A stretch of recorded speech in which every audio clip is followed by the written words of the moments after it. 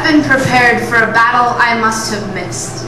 You were always so good at maiming me silently, pulling collarbones closer to surface, knobby knees clacking against iron defenses. I guess there were too many holes in my gauntlets. Iron ore was withering with the rest of me internally, not visibly. You mastered the art of watching me rust. Oxides on my breastplate, my sternum is screaming, please.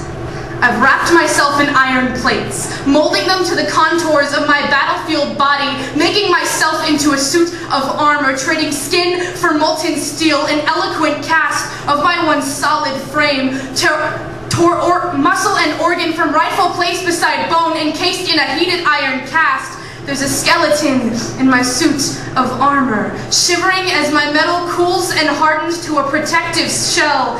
You always knew that I was never any good at starving.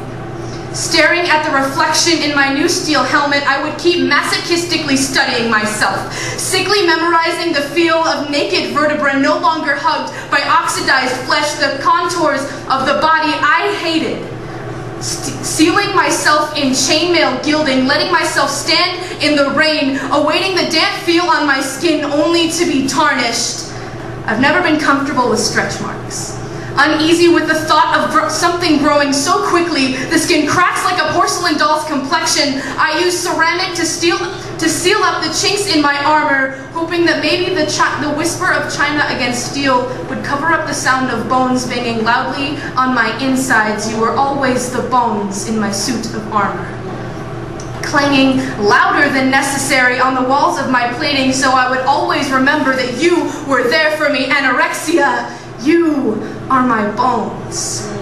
Now I'm rusted, in the same place I was when we started this creation of metal and bone, and you're standing in front of me, laughing like you were never the bones inside of me, wishing that skin would just hug them, smiling like you were never the reason I tore off my flesh in the first place, reaching like we lost our connection, and all you need is contact to get inside my head again so you can be my bones again. I'm sorry, because you do not have beautiful bones. Your skinny disease is still inside of me, infecting me, and I wish that I could rip off my plates for you so I can show you that my bones are not beautiful, malnourished and calcium deprived, yellowed and weathered like a smoker's teeth. Thank you. Why can't I be cadaver beautiful? Because I'm already an exquisite corpse, chiseled from the spine of your Trojan horse of magazine cover girls, the ones with bones as beautiful as your own, like perfect starvation, like beautiful agony, musicals in their stomachs, like the wind passing through the empty cavity of my suit of armor. Can't you see that our bones can only be as beautiful as yours? Diseases only make things ugly. Dear chubby guy in the back of the class.